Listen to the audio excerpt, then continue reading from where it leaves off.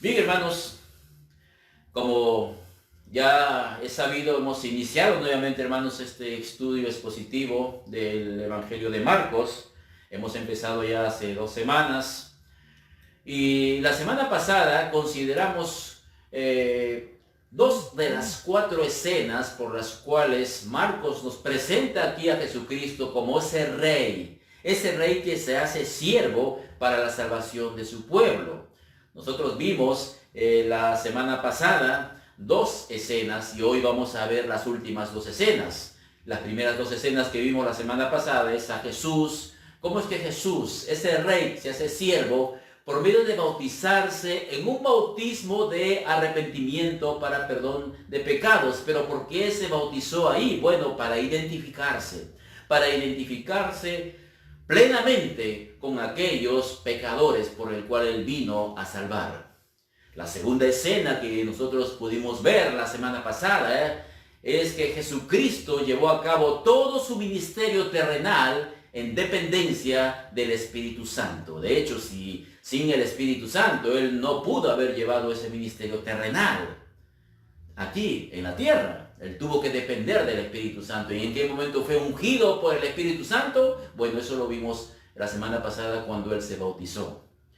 Y hoy vamos a continuar las últimas 2 escenas que nos presenta aquí Marcos, de ese rey que se hace siervo para dar su vida en rescate por muchos. Y nuevamente, hermanos, vamos a la Biblia. Por favor, todos me acompañan al libro de Marcos, capítulo 1, y vamos a leer del versículo 9 hasta el versículo 13, que es lo que estamos estudiando en esta serie expositiva de Marcos. Marcos capítulo 1, del versículo 9 hasta el versículo 13, dice así la palabra de Dios.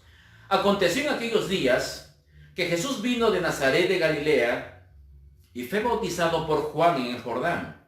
Y luego, cuando subía del agua, vio abrirse los cielos y el Espíritu como paloma que descendía sobre él. Y vino una voz de los cielos que decía: Tú eres mi Hijo amado, en ti tengo complacencia. Versículo 12. Y luego el Espíritu lo impulsó al desierto y estuvo allí en el desierto 40 días y era tentado por Satanás y estaba con las fieras. Bien, aquí vemos, hermanos, esta escena, ¿verdad? En el versículo 11 es donde nos presenta la tercera escena de las 4 escenas que estamos viendo. Miren lo que dice el versículo 11.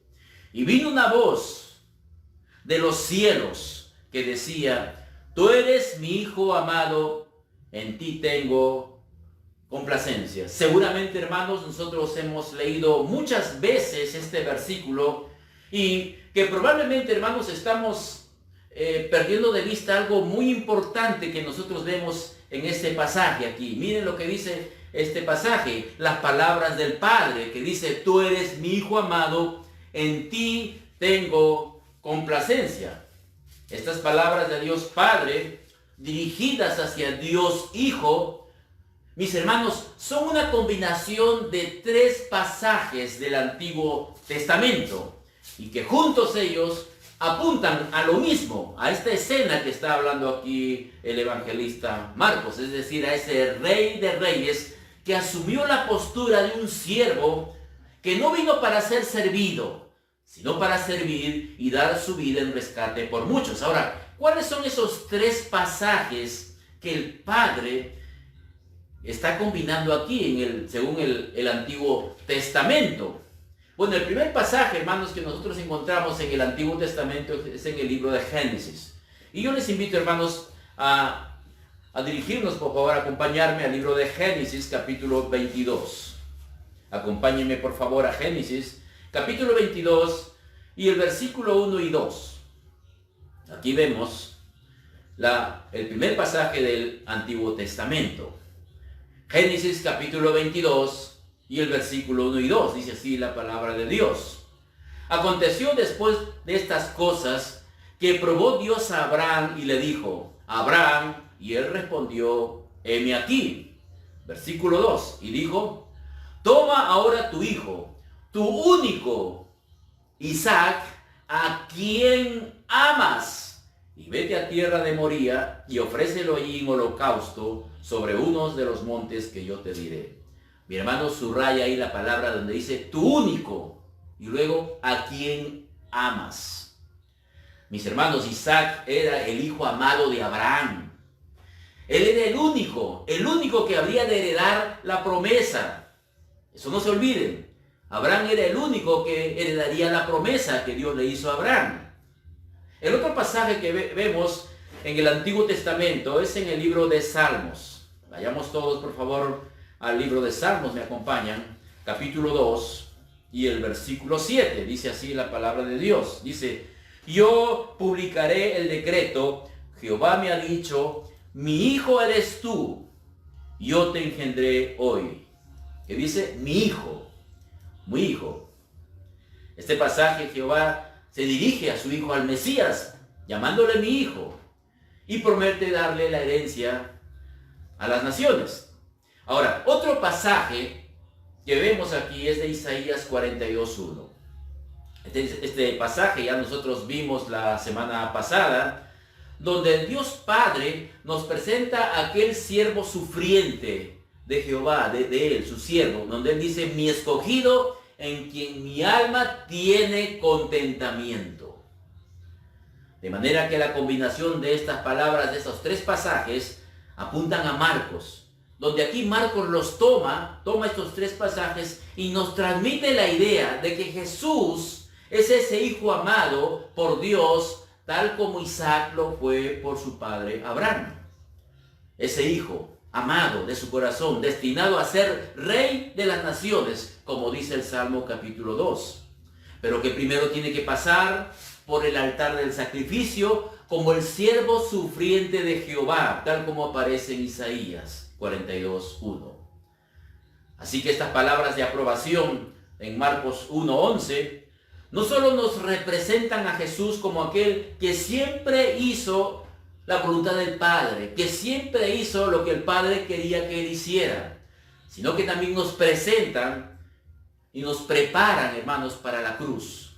Porque ese Hijo amado, a quien el Padre tiene todo su contentamiento, como dice aquí el pasaje, es el que finalmente sería crucificado por causa de nuestros pecados. Es en ese sentido, hermanos, que nosotros debemos leer el libro de Marcos, capítulo 1 y el versículo 11. Nosotros debemos leer Marcos, capítulo 1 y versículo 11, a la luz, con el trasfondo de ese sacrificio que nos muestra el Antiguo Testamento de Isaac, de Génesis capítulo 22. Ese hijo amado de Abraham. ¿Ustedes, hermanos, recuerdan la historia de Abraham con Isaac? Bueno, primero Dios le promete a Abraham que de él iba a ser una gran nación.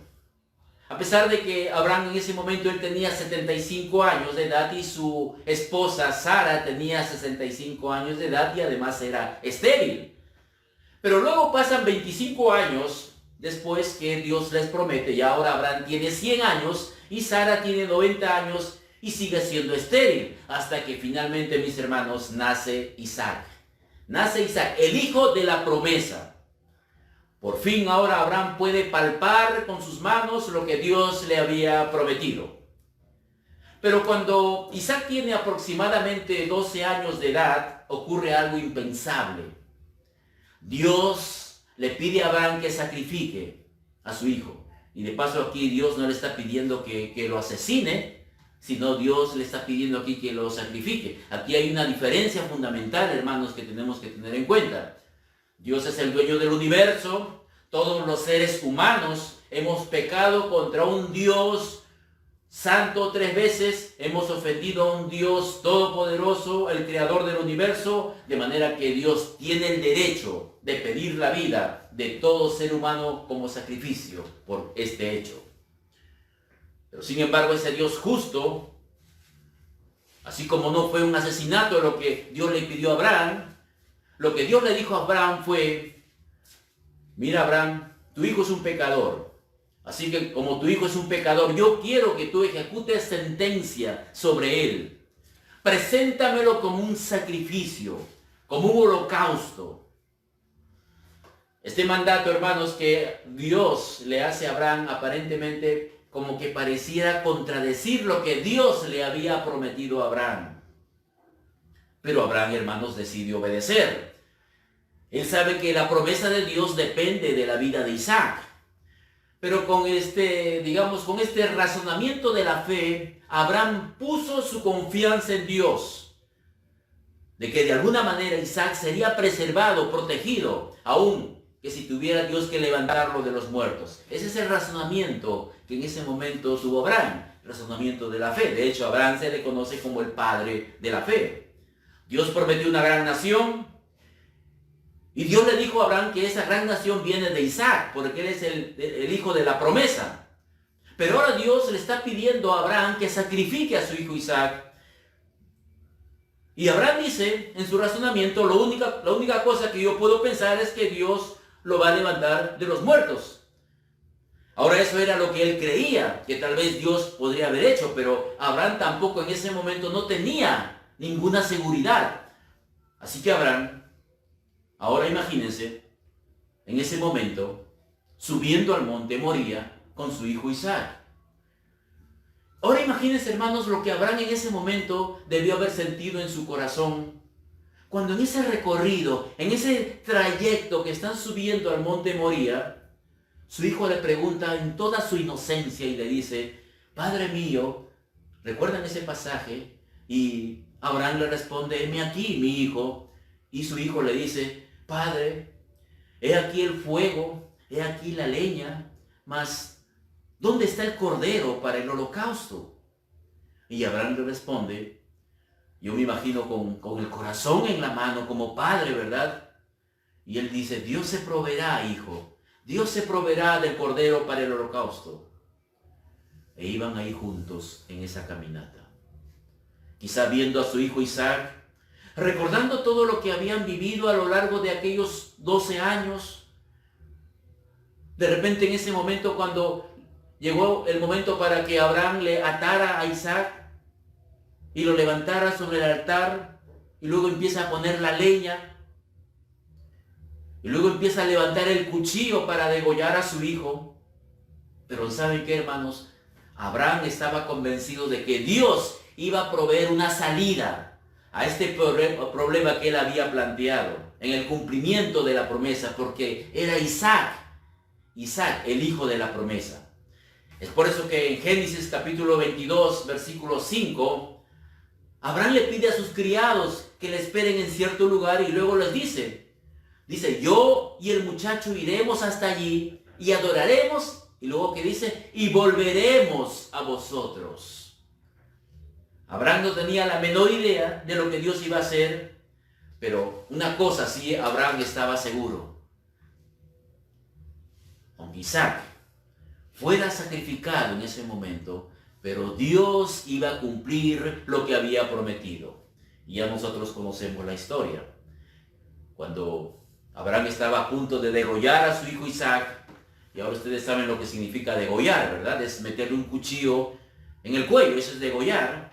Y cuando Abraham estaba a punto de degollar, Dios interviene, deteniendo su mano. Y es allí donde Abraham se da cuenta que detrás de él había un carnero trabado en un zarzal por sus cuernos. Ahí es donde Jehová provee el animal para sacrificio. En ese momento Isaac fue librado, y por eso es que Abraham llamó a ese lugar Jehová Jireh, Jehová proveerá.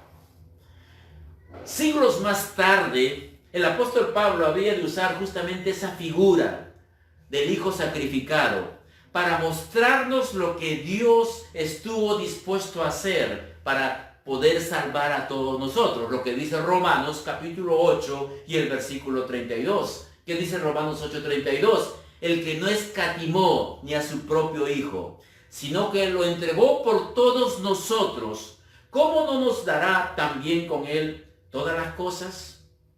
Mis hermanos, la sangre de un animal no podía expiar el pecado, ni tampoco el holocausto de Isaac, que era el hijo de la promesa, podía expiar nuestro pecado. El único que podía pagar el precio del pecado del hombre era Dios mismo, en la persona de su unigénito Hijo, amado por el Padre. Así que fue Dios y no Abraham el que pagó el pecado de la redención. Por eso él podía hacerlo, y no a través de un carnero, sino, mis hermanos, a través de su propio Hijo, el Cordero de Dios que quita el pecado del mundo.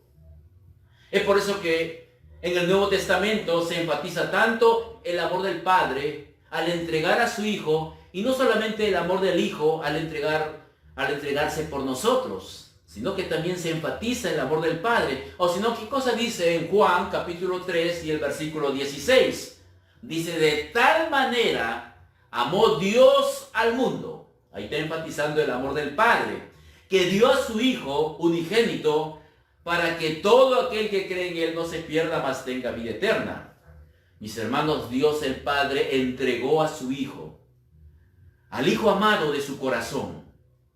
Por eso Romanos 5:8 dice: mas Dios muestra su amor para con nosotros, en que siendo aún pecadores, Cristo, y solamente Cristo, murió por nosotros. Mis hermanos, fue Cristo el que murió. Pero Pablo resalta, hermanos, en ese pasaje el amor del Padre al entregarlo, y al plantearlo de ese modo, nos obliga a nosotros volver nuevamente al monte Moría, donde Abraham subió con su hijo para entregarlo en sacrificio.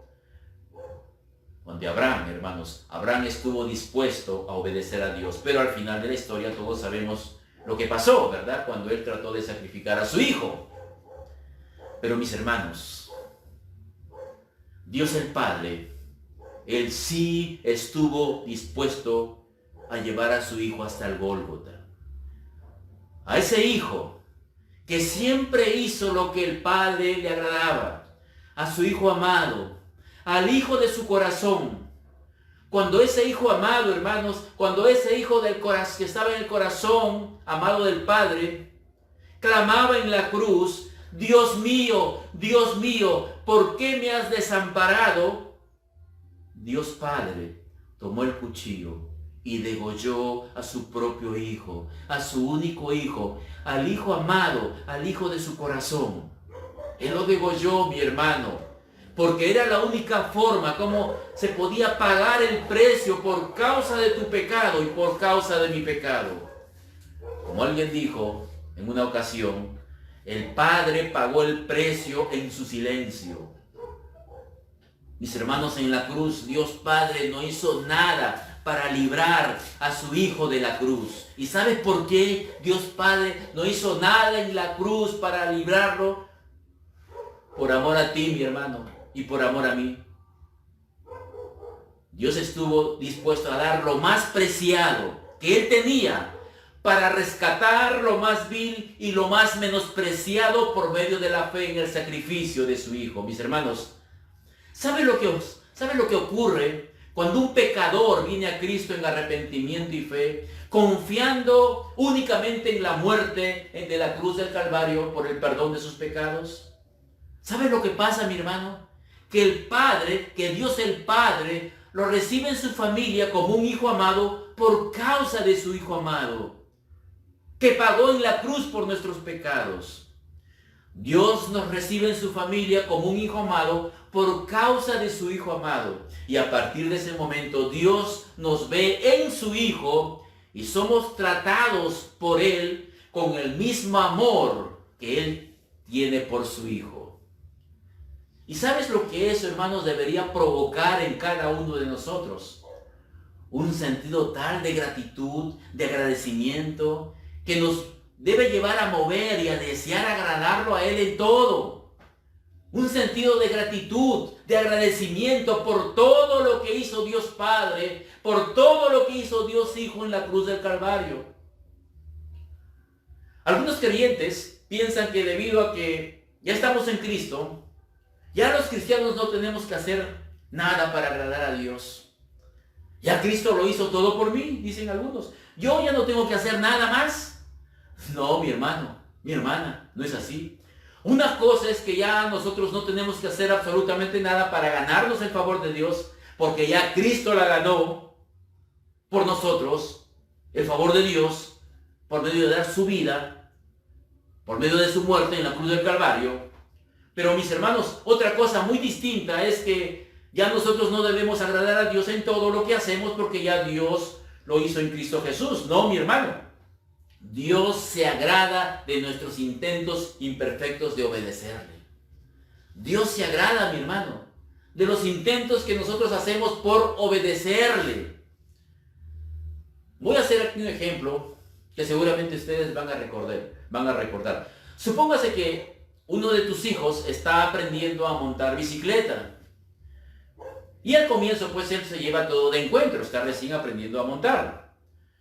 Pero el mero hecho de que él mantenga la bicicleta en pie es un logro. Y tú como padre dices, wow, mi hijo ya está aprendiendo a montar bicicleta. Hijo, eres todo un experto, le decimos, ¿verdad? Porque tú lo ves con los ojos de padre. Bueno, cuando Dios Padre, hermanos, ve en nosotros tratando de obedecerlo, Él nos ve como si por primera vez estuviéramos montando una bicicleta. El simplemente hecho de que montemos la bicicleta y la mantengamos ahí derecho, ya Dios Padre se agrada de eso. Mis hermanos, Dios Padre se agrada de nuestras imperfectas obediencias. Él sabe. El Señor sabe, mis hermanos, que tenemos una lucha con nuestro corazón perverso. Él sabe que muchas veces las motivaciones que hay en nuestro corazón vienen mezcladas, hermanas, con malicias, con perversidades. Él nos conoce. Y a veces uno se pregunta y se dice, ¿y cómo yo hice esto? ¿Y cómo yo hice esto con el hermano, con la hermana? ¿Lo hice realmente porque yo quería hacerlo o hice para que los demás me vieran que yo hice? Escuchen lo que dice Pablo en Colosenses capítulo 1. Vayamos todos, hermanos, brevemente, por favor, a Colosenses. Colosenses capítulo 1. Y del versículo 9 y 10. Colosenses capítulo 1 y el versículo 9 y 10. Miren lo que dice así. Por lo cual, también nosotros, desde el día que lo oímos, no cesamos de orar por vosotros y de pedir que seáis llenos del conocimiento de su voluntad en toda sabiduría e inteligencia espiritual, para que andéis como es digno del Señor, agradándole en todo, llevando fruto en toda buena obra y creciendo en el conocimiento de Dios. Aquí Pablo dice que nosotros podemos agradar a Dios. Y que nuestro Padre, mis hermanos, no es como un tirano mirándonos desde el cielo, solamente mirando nuestras faltas como un inquisidor. Mis hermanos, nosotros podemos agradar a Dios. ¿Y saben lo que más le agrada a Dios? Lo que más le agrada a Dios, mi hermano, mi hermana, es nuestra obediencia. Cuando un creyente, por ejemplo, está en la disyuntiva de hacer algo que él quiere hacer, pero sabe que es algo incorrecto, sabe que es algo que no debe hacerlo, entonces tú dices, no, Señor, por amor a ti, esto no lo voy a hacer. Aunque no es lo que yo quiero hacer, pero no lo voy a hacer por amor a ti. ¿Saben qué, hermanos? En ese momento Dios Padre se agrada. Se agrada, mi hermano, porque cuando asumimos una posición de siervo, nuestro Señor Jesucristo se agradó nuestro Padre se agradó con nuestro Señor Jesucristo, porque ese Rey se hizo siervo. Dios se agrada, mis hermanos, cuando nos negamos a nosotros mismos para hacer bien a otros. Y sobre todo, mis hermanos, para que el nombre de Dios sea glorificado. Dios se agrada, mis hermanos, cuando decimos no a la carne. Dios se agrada. Dios se agrada, mi hermano, por la gloria de Dios y por el bien de su pueblo. Dios se agrada, hermanos, cuando nosotros mortificamos la carne. Y a pesar, hermanos, de que nuestros deseos, nuestras inclinaciones están para hacer lo malo, pero no lo hacemos, hermanos, por la gloria de Dios. Dios se agrada por eso. Pero hay una escena más que nosotros vemos, que es la cuarta escena que nos presenta aquí Marcos a ese rey que se hace siervo para dar su vida en rescate por mucho. Y esa cuarta escena, mis hermanos, está en el libro de Marcos. Vayamos nuevamente a Marcos para ver esta cuarta y última escena. Capítulo 1, versículos 12 y 13. Marcos capítulo 1 y versículos 12 y 13 dice así la palabra de Dios. Y luego el Espíritu le impulsó al desierto y estuvo allí en el desierto 40 días y era tentado por Satanás y estaba con las fieras y los ángeles le servían. Otra vez aquí, hermanos, Juan el Bautista acaba de anunciar que el rey había llegado. Y ahora este rey, ¿a dónde se dirige? Nuevamente a identificarse con su pueblo en su pecado por el bautismo. Eso es lo que vimos la semana pasada. Ahora, luego dice, tiene 40 días de ayuno. ¿Para qué? ¿Para enfrentarse con quién? Para enfrentarse con Satanás. Alguien dijo en una ocasión que cuando Jesús fue llevado por el Espíritu al desierto para ser tentado, todavía sus cabellos estaban mojados, que había salido del río Jordán. Bueno, porque la palabra y luego, ya nosotros vimos ya en nuestro primer estudio, cuando Marcos habla y luego, quiere decir inmediatamente, inmediatamente. Y mis hermanos, ese enfrentamiento que Jesús tuvo con Satanás no fue casual. Dice aquí la palabra de Dios que fue el Espíritu que lo llevó al desierto. Mis hermanos, era necesario que Satanás fuera vencido en el mismo terreno en que Adán fue derrotado. Cuando Adán y Eva se rebelaron contra Dios en el huerto del Edén, Dios prometió ahí en el huerto enviar un Salvador, tan humano como Adán. ¿Para qué? Para derrotar a Satanás y nos haría partícipe de su victoria. Y es con ese trasfondo en mente, hermanos, que podemos entender el relato de la tentación. Mis hermanos, ¿cómo fue Jesús que enfrentó a Satanás? Fue como hombre. No fue como Dios. Jesús se enfrentó a Satanás como hombre. Algunos piensan que Jesús era algo así como una especie de Superman. Por eso él pudo ganar todas las tentaciones como el diablo. No, mi hermano. Jesús era verdaderamente Dios, sí. Pero también Jesús era verdaderamente hombre. Al igual que tú, al igual que yo. Excepto sin pecado. Pero si era sin pecado, la pregunta es, ¿fue realmente entonces tentación de Jesús? ¿Fue real? ¿Fue real la tentación que tuvo Jesús? Porque la palabra de Dios dice que cuando el diablo nos tienta, dice la palabra de Dios, conforme a las concupiscencias que hay en nuestro corazón. O conforme a las concupiscencias. Conforme a las concupiscencias que hay en nuestro corazón. Es decir, conforme a nuestras maldades, conforme a nuestras corrupciones que hay en nuestro corazón. Nosotros sí tenemos pecados, nosotros somos imperfectos y Satanás nos tienta por eso. Ahora la pregunta es, si Jesucristo no tenía pecado, entonces ¿era real la tentación que le hizo el diablo? Bueno, déjame decirte una cosa, mi hermano. Era tan real como lo fue con Adán y Eva en el huerto del Edén cuando ellos todavía no habían pecado, siendo perfectos. Fue así de real. Miren, mis hermanos, cuando Jesús tenía 40 días de ayuno en su humanidad, Él tenía hambre, dice la palabra de Dios. Él tenía mucha hambre, imagínense, 40 días de ayuno. Y cuando Satanás lo llevó al desierto y le dice, si tú eres hijo de Dios, no es posible que una persona esté hambriento con el poder que tú tienes, tú eres hijo de Dios.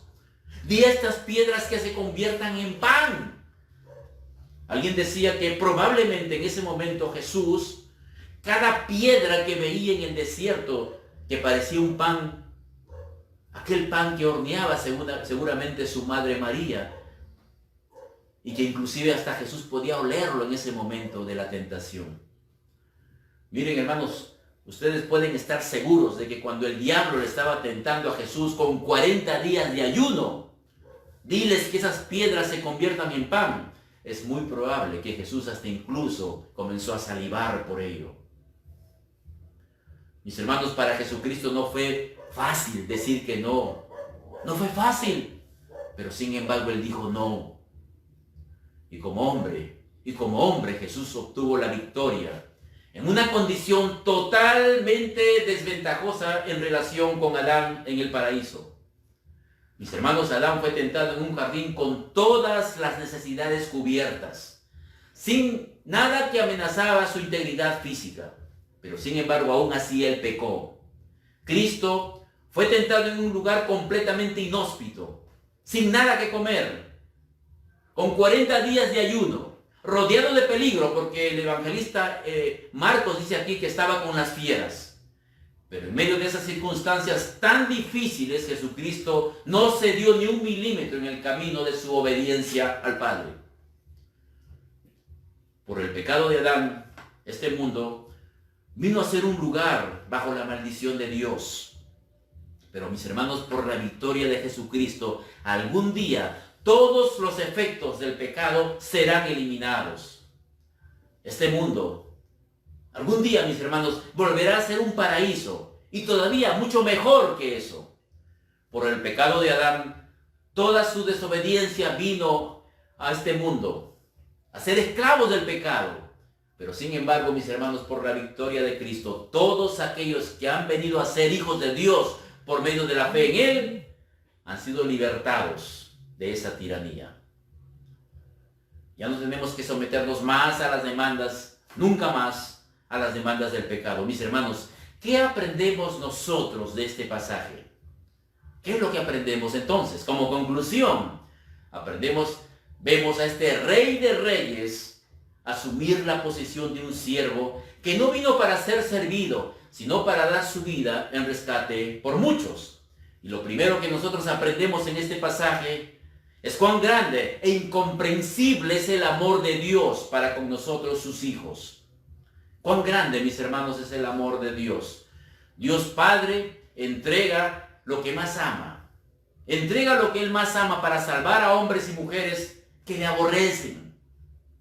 Y Dios Hijo decide voluntariamente apropiarse de nuestra vergüenza y de nuestra culpa, bautizándose por nosotros y muriendo en nuestro lugar en la cruz del Calvario. Y Dios Espíritu Santo vino sobre el Hijo para capacitarlo, para fortalecerlo en todo momento, de tal manera que Él pudo llevar a cabo la obra que el Padre le había encomendado hacer. Y todo eso, mis hermanos, por amor a ti. Por amor a ti, si tú eres creyente, si estás en Cristo Jesús, todo eso lo hizo por amor a ti. Es por eso, mis hermanos, que nunca nos cansaremos de repetir que los cristianos nunca deben interpretar el amor de Dios por sus circunstancias. Debemos interpretar el amor de Dios con el lente de la cruz. Al pie de la cruz, ahí debemos interpretar el amor de Dios. Yo no sé, hermanos, lo que cada uno de ustedes puedan estar pasando en este momento. De hecho, hermanos, todo el mundo hoy en día está pasando una situación sumamente difícil. El mundo está paralizado, hermanos. Pero si tú eres creyente, déjame decirte una cosa. Dios te ama con un amor incomprensible. Dios te ama con un amor sumamente extraordinario, porque Él lo demostró en la cruz del Calvario. Por otra parte, hermanos, nosotros aprendemos de este pasaje el hecho de que Jesús nos entiende. Jesús nos entiende cuando estamos en medio de las pruebas, en medio de las tentaciones. Jesucristo, mis hermanos, nos entiende. Él fue tentado en todo, según nuestra semejanza, pero sin pecado, dice la palabra de Dios. ¿No es verdad, hermanos, que cuando nosotros nos encontramos en una lucha, en una situación difícil, y a veces decimos, pues, a nadie le pasa esto, lo que me está pasando a mí? ¿No es verdad que a veces nos sentimos que estamos así solos en esta lucha? Pero déjame decirte una cosa, mi hermano, mi hermana, tú no estás solo.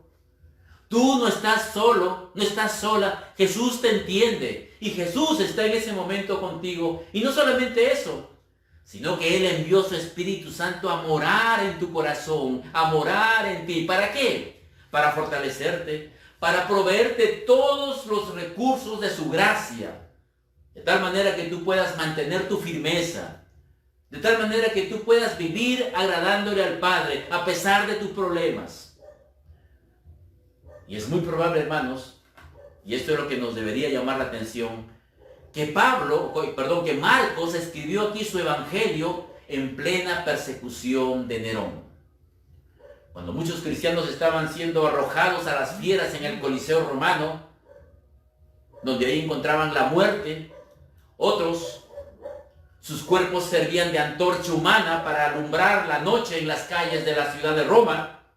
Y la historia nos dice, la tradición nos dice que estos cristianos morían cantando himnos a Dios Ahora ustedes se imaginan que estos cristianos, cuando recibieron por primera vez el Evangelio de Marcos y leyeron lo que dice Marcos, que el Señor estuvo en el desierto 40 días y era tentado por Satanás y estaba con las fieras. De paso, solamente el evangelista Marcos incluye ese detalle allí. Ese pasaje, hermanos, tuvo que haber sido de gran aliento para estos primeros cristianos. ¿Saben qué, hermanos? ¿Saben qué? Una cosa, se puede obedecer a Dios aún en circunstancias difíciles, porque esto ya ha sido demostrado en el pasado. Porque nuestra obediencia, hermanos, porque nuestra obediencia a Dios no depende de nuestras circunstancias.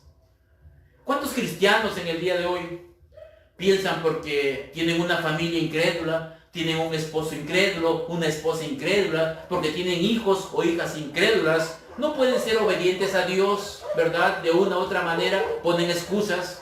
Mis hermanos, la obediencia de un creyente no depende de sus circunstancias. Adán pecó en el paraíso y Cristo obedeció en el desierto. ¿Sí? Adán pecó en el paraíso con todas sus necesidades cubiertas y Jesucristo obedeció en el desierto. De manera que no sigas excusando tu pecado, no sigas culpando a tus circunstancias, porque nosotros tenemos un gran Salvador que ha puesto a nuestra disposición todos los recursos de su gracia por medio de la obra de su Espíritu Santo en nosotros. Mis hermanos, tú tienes un arsenal para poder luchar eficazmente contra el pecado. Y finalmente aprendemos en este pasaje que solamente en Jesucristo hay salvación. Porque solamente Cristo reúne las condiciones que se requieren para que Dios pueda otorgarnos en nosotros su perdón sin pasar por alto su justicia. Porque solo Dios mismo pudo pagar esa deuda infinita que todos nosotros tenemos con Él por causa de nuestro pecado. Y para eso, mis hermanos, para eso vino Cristo a este mundo. La segunda persona de la Trinidad que se hizo hombre y vivió una vida de obediencia, haciendo siempre lo que al Padre le agradaba. Y luego Él murió en una cruz para salvar a pecadores culpables, merecedores de muerte. Ahora déjame decirte algo, mi querido amigo, si estás aquí escuchando, viendo este sermón. Debes entender que el único ser en el universo que realmente agrada al Padre, a quien el Padre tiene contentamiento, es en Jesús. Él es el único ser. Y en todos aquellos que están unidos a Jesús por medio de la fe. Es en ellos en quien el Padre tiene todo su contentamiento. Mi querido amigo, en ningún otro hay salvación, dice la palabra de Dios, porque no hay otro nombre bajo el cielo dado a los hombres en que podamos ser salvos. Pero ¿sabes qué cosa? Pero tienes que venir a Cristo. Pero tienes que venir a Cristo en arrepentimiento y fe, confiando entera y únicamente en Él para el perdón de tus pecados.